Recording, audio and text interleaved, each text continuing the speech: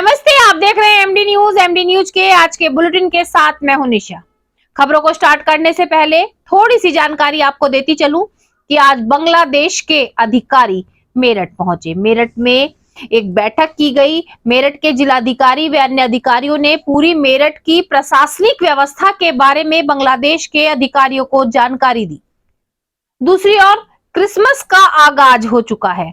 आप सभी जानते हैं मेरठ दर्शन चैनल के माध्यम से मैं हर फेस्टिवल आप तक पहुंचाने का प्रयास करती हूं। हर फेस्टिवल के नजारे, किस तरीके से फेस्टिवल को मनाया जा रहा है, जगह जगह पर क्या तैयारियां हैं, किस तरीके से संस्थाओं द्वारा, स्कूलों द्वारा कार्यक्रम किए जा रहे हैं, वो सब आप तक पहुंचाने का प्रयास किया जाता है।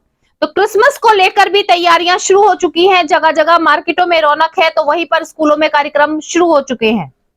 जहां क्रिसमस का आगाज हो चुका है, तो वहीं तुलसी दिवस, जी हाँ, आप सभी जानते हैं वेस्टर्न कल्चर के जो फेस्टिवल होते हैं, न्यू ईयर, क्रिसमस डे या और बहुत सारे डे होते हैं जो वेस्टर्न कल्चर के हैं, वो सबको याद रहते हैं। लेकिन हमारी संस्कृति से जुड़े हुए जो फेस्टिवल होते हैं वो शायद कहीं ना कहीं लुप्त हो गए हैं और हम लोग भूलते जा रहे हैं।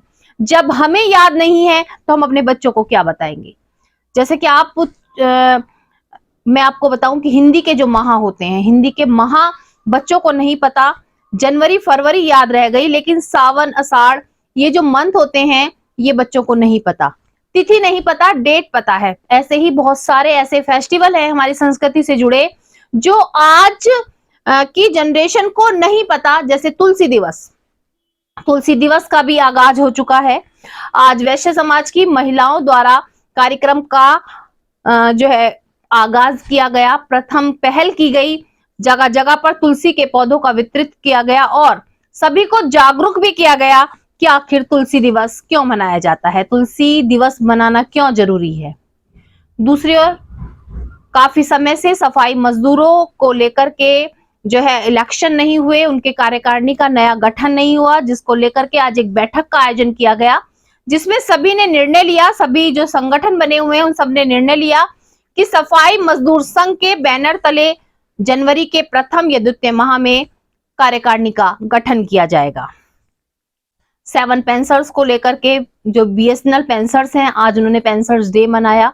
उन्होंने कहा कि उत्तर प्रदेश सरकार द्वारा जो है ध्यान नहीं दिया जा रहा है, उनका 7वां वेतन आयोग नहीं दिया जा रहा है, जिसको लेकर सभी में रोष है और आज धरना प्रदर्शन भी किया गया। तो जुड़े रहे मेरठ दर्शन के साथ, देखते रहे मेरठ दर्शन। सबसे पहले नजर डालते हैं आज की हेडलाइंस पर, जिसके प्रायोजक हैं Zoom Digital Movie World. Meerut Darshan समाचारों के इस भाग के प्रायोजक हैं खेमचंद पहलवान, पूर्व सदस्य उत्तर प्रदेश कांग्रेस कमेटी व अध्यक्ष गांधी मार्ग व्यापार संघ मेरठ।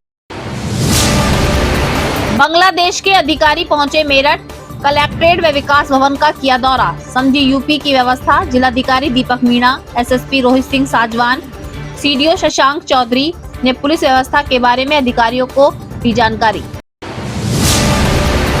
वैश्य समाज द्वारा मनाया गया तुलसी पूजन दिवस। मुख्य अतिथि रही भाजपा महानगर मंत्री डॉली गुप्ता, प्रदेश मंत्री डॉक्टर सुरभि गुप्ता।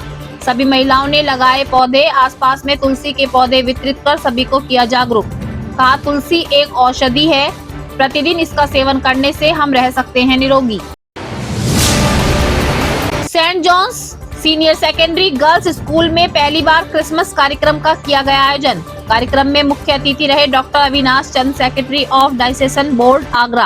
कार्यक्रम में प्रभु ईसा मसीह के जन्म के समय विभिन्न चिन्हों को संगीत के माध्यम से अभिनय करके छात्राओं द्वारा दर्शाया गया। थाना निसाड़ी गेट क्षेत्र जाकिर कॉलोनी निवासी महिला रोते हुए पहुंची एसएसपी कार्यालय, इंसाफ की लगाई गुहार। कहा चचेरे जीजा व उसके साथी ने मिलकर नहाते हुए बनाई वीडियो, डराकर ठगे 2.5 लाख रुपए।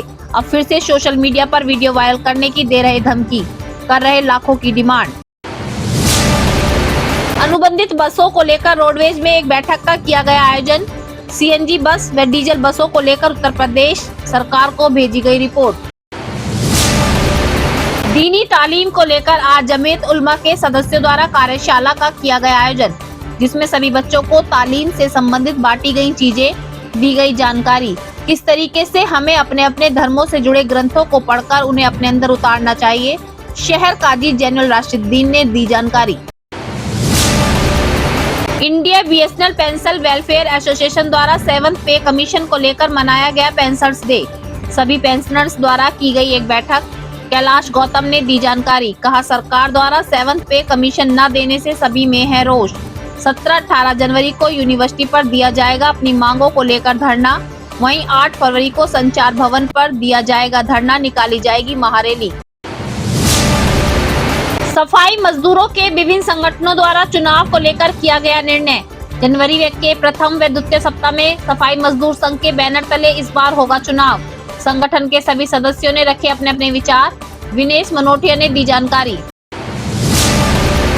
एनएच डिग्री कॉलेज के इतिहास विभाग, इतिहास संकलन समिति व मेरठ प्रांत के संयुक्त तत्वाधान में संगोष्ठी का किया गया आयोजन। संगोष्ठी में काकोरी के शहीदों को नमन करते हुए सभी ने राष्ट्र के लिए समर्पित होकर कार्य करने का लिया संकल्प। मुख्य वक्ता रहे इतिहासकार एवं प्रदेश शासन से नामित डॉक्टर नवीन गुप्ता। आज के कार्यक्रमों में छात्राओं ने बढ़ चढ़कर लिया भाग। गूंज सेवा समिति द्वारा अग्रसेन भवन में लगाया गया 8वां रक्तदान शिविर। उद्घाटन करता रहे कैंट विधायक अमित अग्रवाल। रक्तदाताओं ने बढ़ चढ़कर किया रक्तदान। कैंट विधायक ने रक्तदाताओं को प्रमाण पत्र वितरित कर दी शुभकामनाएं। आज के कार्यक्रम में अन्य अतिथि भी रहे मौजूद। अब खबरें विस्तार से। सबसे पहले मैं आपको वही खबर बताती चलूं कि बांग्लादेश के अधिकारी आज मेरठ पहुंचे। जी हां, मेरठ की क्रांति धरा भूमि पर पहुंचे और मेरठ की जो व्यवस्था है, जो पुलिस व्यवस्था है, उस सबका जायजा लेने के लिए सर्वप्रथम जिलाधिकारी कार्यालय पहुंचे, विकास भवन पहुंचे और उनका निरीक्षण भी किया। हमारे मेरठ के जिलाधिकारी एसएसपी रोहित सिंह साजवान व अन्य अधिकारियों ने पूरी बात उन्हें बताई, पूरी व्यवस्था को समझाया कि किस तरीके से हमारे मेरठ में सुरक्षा व्यवस्था का ध्यान रखा जाता है। पुलिस टीम अपना कार्य कर रही है। सभी अधिकारी उस बैठक में मौजूद थे। District magistrate, it was district collector, and because collector was, we were collecting the revenue for the government, for the department. Earlier it was like for the other departments other than revenue, like stamp duty is there. Stamp duty is the primary source of a revenue department, but like electricity dues are there. So it is a different department. So on behalf of that department, we used to collect those money and we used to get like 10% of that recovered amount. Like if some RC is of like 1 lakh rupees. So 10% of that 1 lakh rupees used to go into the revenue department, and from that money only that the salary and of those of the collection means were funded. So there is no limit. It may be of crores of rupees, it may be of hundred of crores of rupees. It will be implemented through the district and it will be implemented through the revenue department. The thing is, how much we will charge for that? For like stamp duty is totally 100% revenue department's money. So there is deputy magistrate that he was talking about a 14 given, we are not sure. According to law, if he has given the surety and if he filled that bond, we have to release him. We can't keep him in that jail for 14 days also. But what we do, just to avoid that law and order situation, what we do is we are just verifying the sureties. Till the time we are verifying the sureties, we are sending him to the jail. And we take time, at least we pass. In our country, DM used to do or kept the public exam question papers. So what is the scenario here? It is Same. question papers, any artifacts that are being taken out by any department. So or yes, actually news has been bought. So this is the overall amount. So that he gives a bond. He writes in the bond that I will not do it again. You can release. If we further we make that order absolute and we can issue the recovery of that urban areas where you have encroachment on public property. So the case is being registered in SDM under PPA. Other works are inspection of SE, issue domicile certificate. Put him in the jail, not a judicial jail or that jail. There is a jail in the Tehsil. It is called the Sadar Jail of Hawala in the Tehsil only. So for a day we can keep here, but now we generally avoid, and with time if you will see the priority changed. Earlier that was the main function, now we have shifted to the developmental functions more, and now we like the for farmers, the government time to time they give the advisory that we should not do like coercive actions against them and all those things. So now in a present scenario, it is little bit difficult also to recover that amount, and most of the government, when they come in power, they write off the loans and all those things. So it has nothing to do with it. Police doesn't get into this recovery. Will happen in future, but slowly what we are seeing is we are getting into the police commissionerate system also. Like in Maharashtra, if you will go, or in Delhi, there is a commissioner of police, there is a joint commissioner of police, and it is a commissionerate system, and that's CRPC powers. What we are talking about, the executive magistrate has been given the powers. Now some amount so that he gives a bond, he writes in the bond that I will not do it again, you can release. If we western culture के festival, जैसा कि मैंने अभी आपको बताया कि हमें अपने जो वेस्टर्न कल्चर के फेस्टिवल हैं वो याद रहते हैं। जी हाँ, क्रिसमस का आगाज हो चुका है। मेयर दर्शन चैनल के माध्यम से मैं हर फेस्टिवल की जानकारी आप तक पहुंचाती हूं, तो आपको बताती चलूं कि क्रिसमस को लेकर के तैयारियां शुरू हो चुकी हैं। जगह जगह रौनक नजर आने लगी है। मार्केटों में क्रिसमस से संबंधित चीजें मिलनी शुरू हो गई हैं। बच्चों के स्कूलों में कार्यक्रम शुरू हो चुके हैं। आज Saint John senior girls school में पहली बार क्रिसमस सेलिब्रेशन किया गया। क्रिसमस के बारे में जानकारी दी गई और आज छात्राओं और अध्यापकों द्वारा मिलकर ईसा मसीह के जन्म को बहुत ही सुंदर तरीके से संगीत के माध्यम से दर्शाया गया। साथ साथ सभी को बताया गया कि प्रभु यीशु का जन्म कैसे हुआ था, उनसे जुड़ी हुई कहानियों को भी संगीत के माध्यम से ही दर्शाया गया। Avinash Chand, the Secretary of Diocesan Education Board, Diocese of Pakistan, and I with us. It is immense joy that we, to begin my vote of thanks, I thank the Almighty for giving us this very, very special day when we can share the joy of Christmas with our distinguished guests and our loving, supporting, dear parents that Sir has shared with us. I also extend my thank you to all our district. Wow, that was indeed a wonderful performance. Very well done, girls.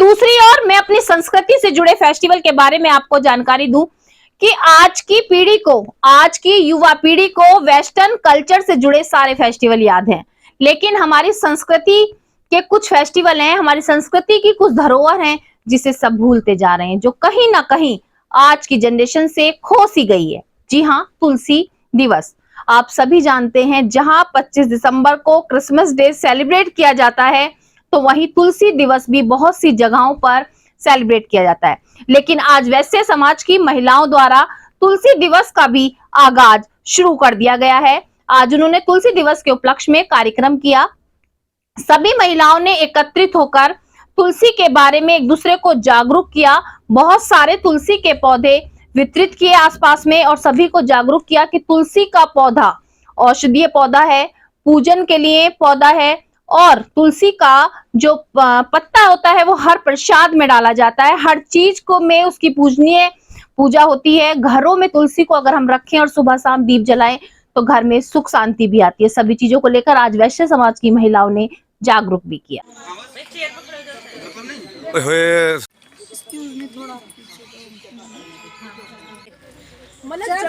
निकाल दो और फिर उसे लग जाता है। आज मैं ये 25 दिसंबर को होने वाले तुलसी दिवस के कार्यक्रम में यहाँ पर आई हूँ। इन्होंने आज यहाँ पर तुलसी के पौधे इस मंदिर प्रांगण में लगाए हैं। जो तुलसी हमारे मंदिर में पूजी जाती है, जो विष्णु भगवान जी की अति प्रिय है, जिसे हमारे सभी देवी देवता अपने शिरोधार्य करते हैं। कोई भी हम भोग लगाते हैं तो वो बिना तुलसी के अधूरा माना जाता है। तो हमारे शास्त्र पुराणों के अनुसार ये तुलसी बहुत ही महत्वपूर्ण और बहुत ही संस्कृति का आधार है हमारी। पूजनीय होती है, इसलिए हमने आज ये सोचा कि हम इस मंदिर प्रांगण में तुलसी का एक पौधा लगाएं और तुलसी दिवस को अपना साकार करें। आज हमने तुलसी दिवस के उपलक्ष्य में ये प्रोग्राम आयोजित किया है। आज हम तुलसी दिवस के साथ साथ पौधारोपण का भी प्रोग्राम कर रहे हैं। 25 दिसंबर को तुलसी दिवस है, बट उस दिन चूँकि रविवार है तो हमने ये आज एकादशी के दिन इसको आयोजित किया है। कुछ हम और भी पौधे मंदिर के प्रांगण में यहाँ लगाने के लिए आए हैं। आज के समय में ऐसा लगता है जैसे कि हर रिश्ता तार तार हो गया है। हर रिश्ते से जुड़ी शर्मनाक घटनाएं सामने आ रही हैं। रोज कोई ना कोई ऐसी घटनाएं होती हैं जिसे सुनकर भी शर्म आ जाती है कि रिश्तों के मायने खत्म से हो गए हैं, प्रेम खत्म हो गया है। क्या दूरियां हैं, क्या रिस्पेक्ट है, वो रिश्तों में बची ही नहीं। रोज कोई ना कोई ऐसी घटना सामने आ रही है। आज भी मैं आपको बताती चलूं, थाना लिसाड़ी गेट क्षेत्र की जाकिर कॉलोनी की एक महिला आज रोती हुई एसएसपी कार्यालय पहुंची। पूरी घटना की जानकारी मैं आपको दूं कि महिला का कहना है उनके घर में लाइट नहीं आ रही थी, जिसके कारण से पानी नहीं था, तो वो अपने पड़ोस में ही रहने वाली चचेरी बहन के यहाँ नहाने चली गई। आमतौर पर आपने भी देखा होगा, जब हम अपने मोहल्ले में पड़ोस में रहते हैं, अगर एक घर में पानी ना हो तो दूसरे घर में नहाने के लिए जा सकते हैं, नॉर्मल सी बात है। लेकिन महिला का कहना है कि जब वो अपनी बहन के घर यानी कि चचेरी बहन के घर नहाने के लिए जाती है तो उसके चचेरे जीजा और उसके साथी द्वारा उसकी वीडियो बना ली जाती है। वीडियो वायरल करने की धमकी देकर पहले भी 2.5 लाख रुपए उससे ऐंठ लिए गए और अब फिर से वीडियो की ही वायरल करने की धमकी लगातार उसे दी जा रही है। साथ साथ धमकी देने के साथ साथ पैसे की मांग भी की जा रही है। महिला आज इंसाफ की गुहार लगाने एसएसपी कार्यालय पहुंची।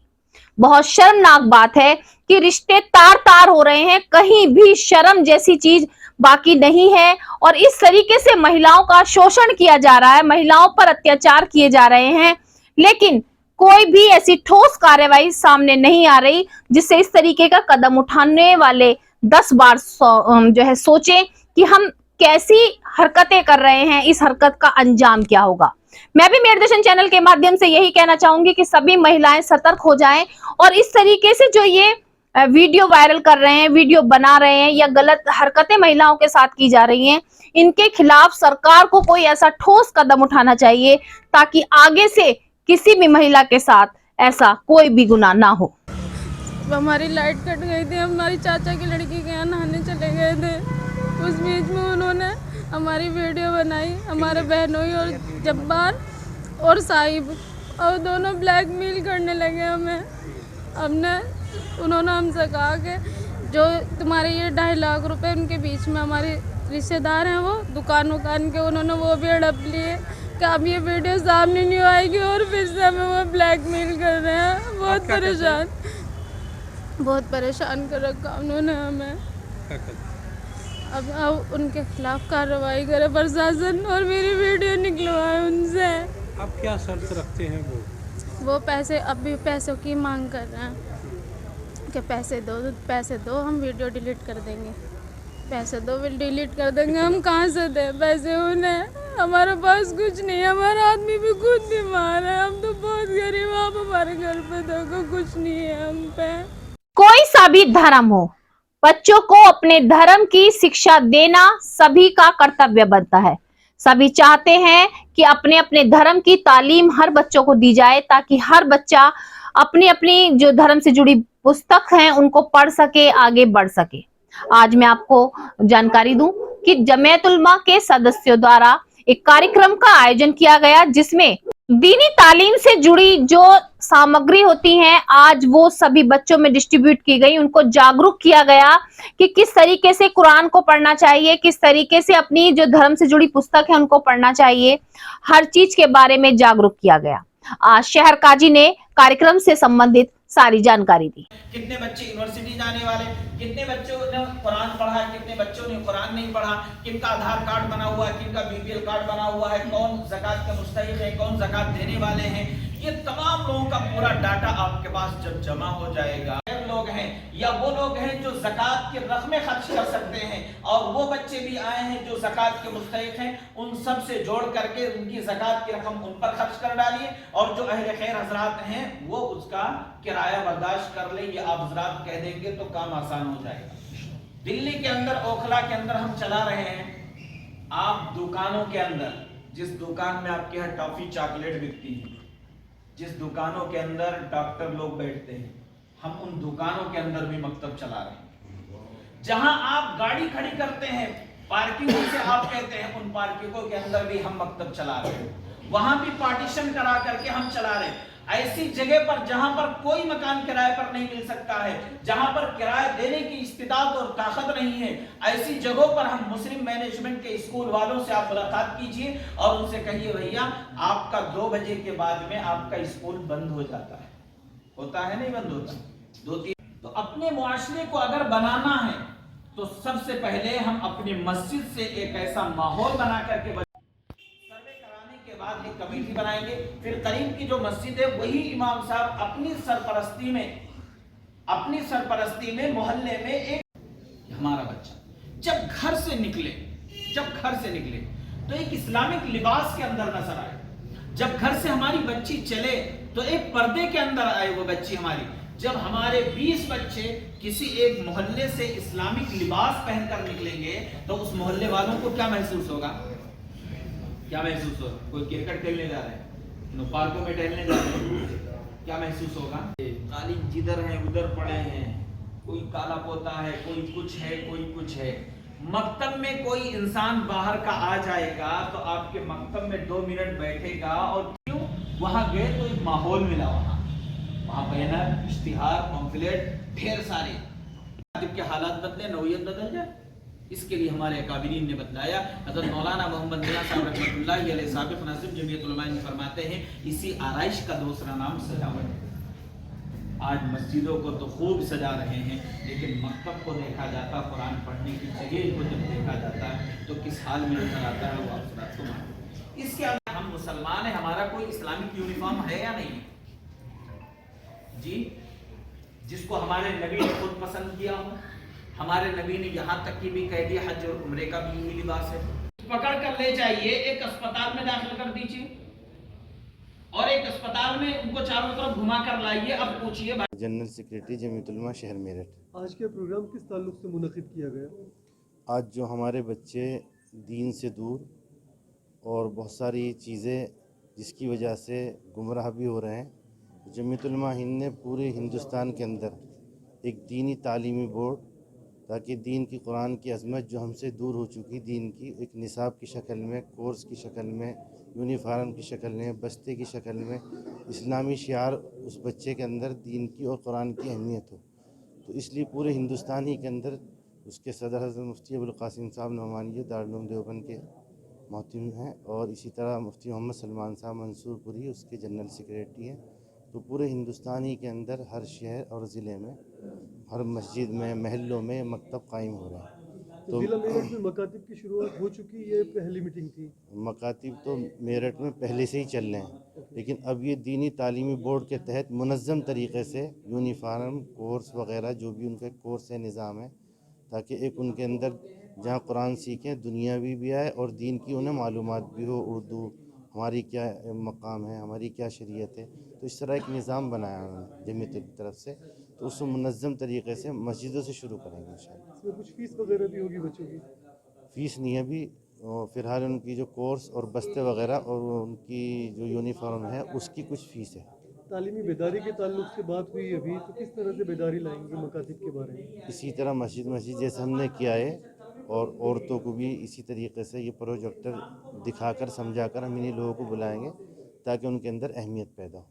शुक्रिया। शेख काजी सदर जमीयत उलमा शहर मेरठ।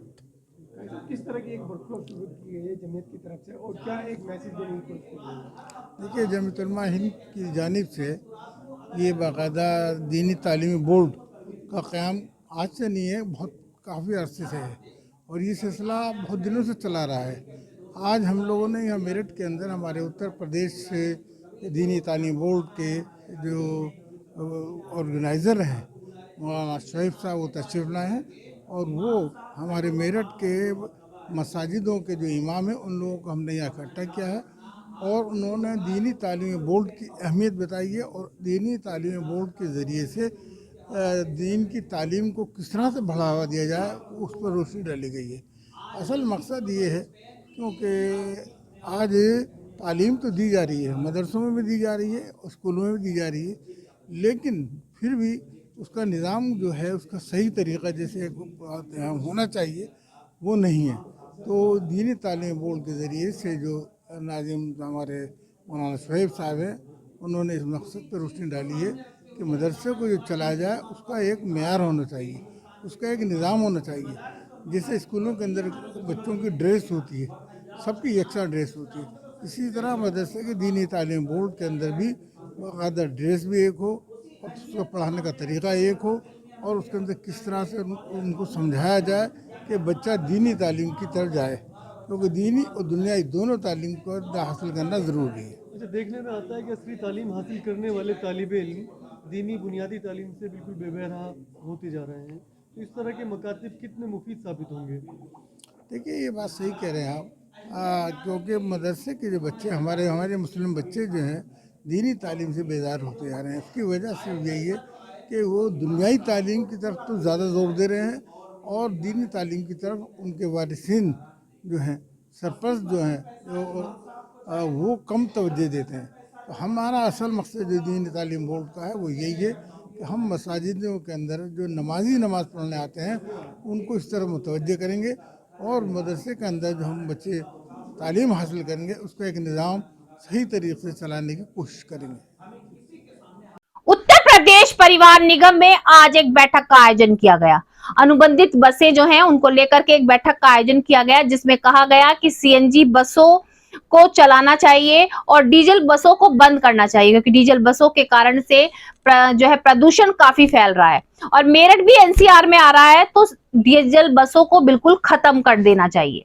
लेकिन उसको लेकर के जो बस चालक हैं, जो अनुबंधित बसों के मालिक हैं, उन सभी का ये कहना है कि सीएनजी बसें काफी महंगी पड़ेंगी और डीजल बसों के मुकाबले उनका खर्चा ज्यादा आएगा। उन सबको लेकर के आज सीएनजी बसों की और डीजल बसों के विषय में एक रिपोर्ट तैयार की गई, जो उत्तर प्रदेश सरकार को भेजी गई। होता है कितना वो टैक्स इवेजन करते हैं या कोई अनफेयर मीन्स करते हैं, नहीं करते हैं, लेकिन और अभी जैसा शासन ने एक रूल का आइडिया लिया है, उसमें लगभग 15,000 बसेस लोग आना चाहते हैं, तो उन लोगों के लिए जो और अभी जैसा शासन ने एक रूल का आइडिया लिया है, उसमें लगभग 15,000 बसेस लोग आवश्यकता पड़ते तो वी कैन अभी गढ़ में भी इसको बढ़ा सकते हैं।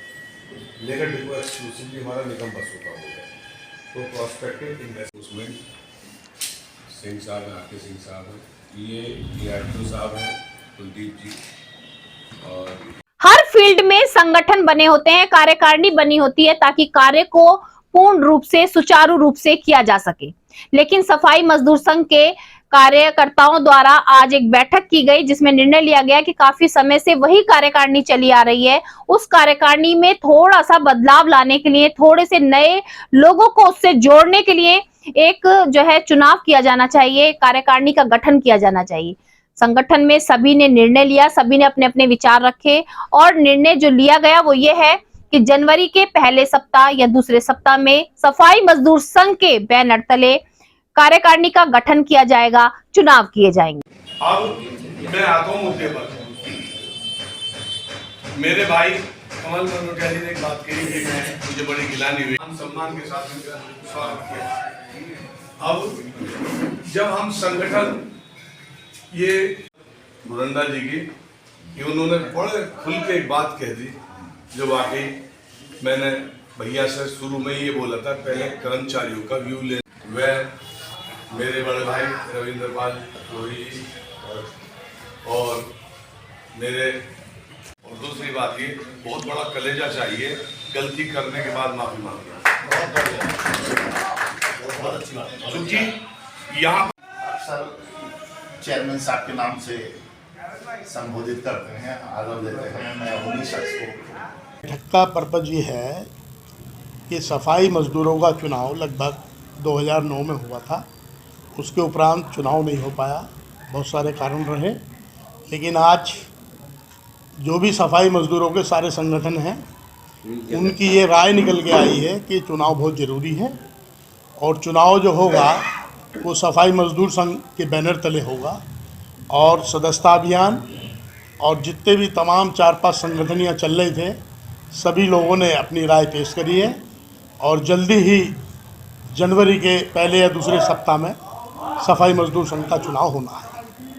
एनएस कॉलेज में आज एक संगोष्ठी का आयोजन किया गया। जी हां, संगोष्ठी का विषय था जो ककोरी कांड में शहीद हुए हैं उन शहीदों को नमन किया गया, उनको याद किया गया और उनकी याद में कुछ पंक्तियां रखी गई और अपने अपने विचार रखे गए। सभी को जागरूक किया गया, सभी को बताया गया कि आखिर काकोरी कांड था क्या, काकोरी कांड में जो शहीद हुए वो आखिर क्यों हुए, कैसे हुए, उन सभी के जीवन के बारे में, उन सभी के बारे में कुछ पंक्तियां बोलने के लिए मुख्य अतिथि और अतिथि वहां पर मौजूद रहे। सभी ने अपने पंक्तियों के माध्यम से पुष्प अर्पित करते हुए सभी शहीदों को नमन किया। आज के कार्यक्रम में बहुत से छात्र छात्राओं का पूर्ण योगदान रहा।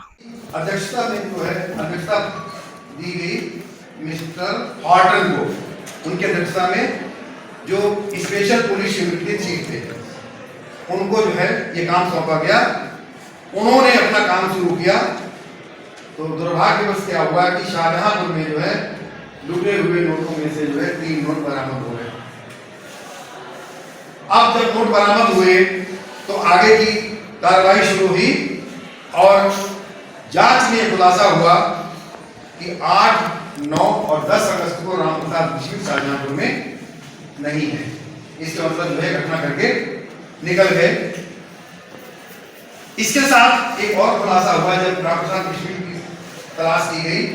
जीआईसी का एक स्टूडेंट था इंद्रभूषण मित्र, तो वो रामप्रसाद बिस्मिल का शिष्य था, चेला था पक्का वाला, और जितनी भी डांट आती थी वो अपनी पत्र वगैरह ये सब वो इंद्रभूषण मित्र के पास आते थे और वो दिया था रामप्रसाद बिस्मिल को। तो इंद्रभूषण मित्रा के घर भी जो है रेड हुई और वहां से जो है बिस्मिल के दस्तावेज बरामद हुए। इन दस्तावेजों के आधार पर ही जो है ये पता लगा कि 4 दिन के बाद 13 सितंबर को मेरठ के वैश्य अनाथालय में जो है इन क्रांतिकारियों की मीटिंग में देखिए शाहजहांपुर के तार जो है एक तो मैंने जोड़े आकर क्रांतिकारियों में कैसे जोड़े मेरठ में वैश्य अनाथालय यही है पास में, पेट्रोल पंप के पास में, यहाँ पर मीटिंग जो है होनी है। और इस बैठक में बिस्मिल ने दल की जो केंद्रीय समिति के सदस्य थे उनको और प्लस जिला संगठन के पदाधिकारियों को बुलाया था।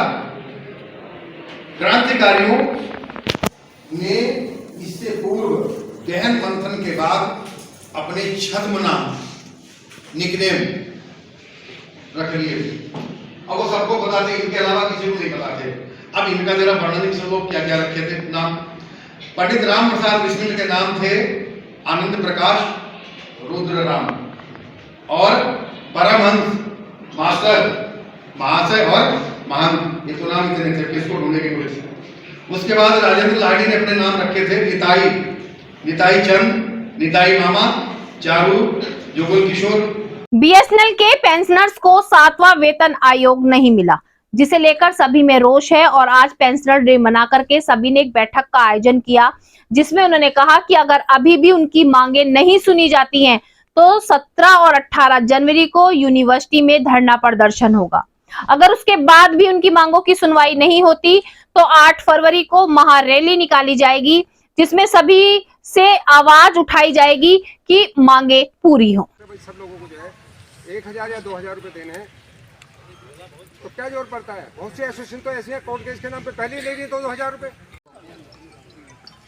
तो साथियों इसलिए जो है ये जो पैसा मिल रहा है तुम्हें जो है ये केवल आप लोगों के लिए मिल रहा है, अपने पे खर्च करिए। समर्पित होना चाहिए जो है। अभी पिछली बार जब मीटिंग हो रही थी जगदीप सिंह को 1.5 साल के बाद मिला और जी कांगे जी अभी बैठे थे यहाँ पर राजपाल जी एसोसिएशन के प्रति जो है आगरे के अंदर 2000, 1000, 3000 तक लोगों ने जो वहाँ पर गए हैं ऑल इंडिया में मिलता उस समय जो है एसोसिएशन जो है डिमांड करती है और उसी के पैसे के बदौलत ही एसोसिएशन चलती है। समय जब हमारे मेडिकल के बिल हैं वो फीको में डाले जाते हैं। जब सुभाष जी और अमरजीत होंगे यहाँ पर, उन्होंने बताया कि यार हमारा जो पेमेंट इसलिए नहीं हो पाया, तो 1.5 साल के बाद मिला पैसा। जो अगर एसोसिएशन नहीं होती और ये व्यवस्था ठीक तरह से नहीं कराती तो हर महीने पेमेंट आप लोगों का नहीं होता। एससीएम में बैठेंगे, एससीएम एक सिस्टम है जिसके ये डाली जाती है और वो उस समय ब्याज रेट बहुत कम था, इसलिए वो 15 साल के लिए हमारा 15 साल के बाद पूरा ये all India BSNL pensioner welfare association के पेंशनर्स की मीटिंग हो रही है, जिसमें 7th पे कमीशन की डिमांड है इनकी जो है, क्योंकि सरकार ने 7th पे कमीशन जो है नहीं दिया है, इसलिए 7th पे कमीशन के लिए आज का जो है अटेंडेंस डे मनाया जा रहा है। इसके बाद जो है 19 और 20 जनवरी को जो है 17 और 18 जनवरी को जो है CCA में धरना रखा जाएगा। इसके बाद ऑल इंडिया में जो है 8 फरवरी को संचार भवन पर धरना रखा जाएगा जो है, और वहाँ पर जो है महारैली निकाली जाएगी, क्योंकि पेंशन को जो है इन्होंने जो है 7th पे कमीशन जो नहीं दिया है, वही 7th पे कमीशन के लिए और पेंशनर डे मनाने के लिए हम लोग यहाँ पर एकत्रित हुए हैं। रक्तदान महादान, जी हाँ, मैं आपको बार बार बता रही हूँ, मेयर दर्शन चैनल के माध्यम से समय समय पर दिखा भी रही हूँ कि जगह जगह पर रक्तदान कैंप लगाए जा रहे हैं। बहुत अच्छा काम संस्थाओं द्वारा किया जा रहा है कि रक्तदान शिविर का आयोजन किया जा रहा है, क्योंकि रक्त की एक एक बूंद हमारे लिए बहुत कीमती है और रक्त की कीमत हमें जब पता चलती है जब हमारे किसी अपने को रक्त की जरूरत होती है। लेकिन संस्थाओं द्वारा बहुत अच्छा कार्य किया जा रहा है कि रक्तदान शिविर लगाया जा रहा है, लेकिन उससे भी अच्छा कार्य वो लोग कर रहे हैं जो रक्तदान शिविर में पहुंच रहे हैं और रक्तदान कर रहे हैं। जी हाँ, आज भी गूंज सेवा समिति द्वारा एक कैंप का आयोजन किया गया, रक्तदान कैंप का आयोजन किया गया, जिसमें रक्तदाताओं ने बढ़ चढ़कर जो है रक्तदान किया। ये 8वां कैंप है जो लगाया गया है और सबसे बड़ी बात, आज मुख्य अतिथि रहे कैंट विधायक अमित अग्रवाल। अमित अग्रवाल ने सभी रक्तदाताओं को प्रमाण पत्र दिया और सभी को शुभकामनाएं दी। साथ साथ वहां पर आए हुए अन्य अतिथियों ने भी सभी को जागरूक किया कि हम जो है रक्तदान कर सकते हैं। रक्तदान करने के बाद हमारे शरीर के अंदर किसी चीज की कमी नहीं आती है, लेकिन हमें बहुत सी बीमारियों से बचाया जा सकता है। जी हाँ, ये बहुत अच्छी जानकारी आप सबके लिए है कि रक्तदान यदि हम करते रहें तो हमें high blood pressure, heart attack या बहुत सारी ऐसी बीमारियां हैं जो नहीं होती। तो मैं भी आप लोगों से मेयर दर्शन चैनल के माध्यम से यही अपील करना चाहूंगी कि आप भी रक्तदान जरूर करें, किसी को जीवन दान देने में अपना सहयोग करें।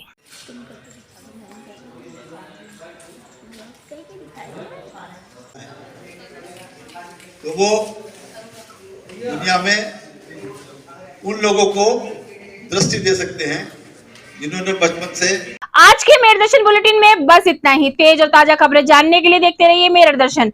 यदि आप भी हमारे साथ जुड़ना चाहते हैं या स्पेशल बुलेटिन बनवाना चाहते हैं तो नीचे दिए गए नंबर पर संपर्क करें, सब्सक्राइब करें MD न्यूज मेरठ।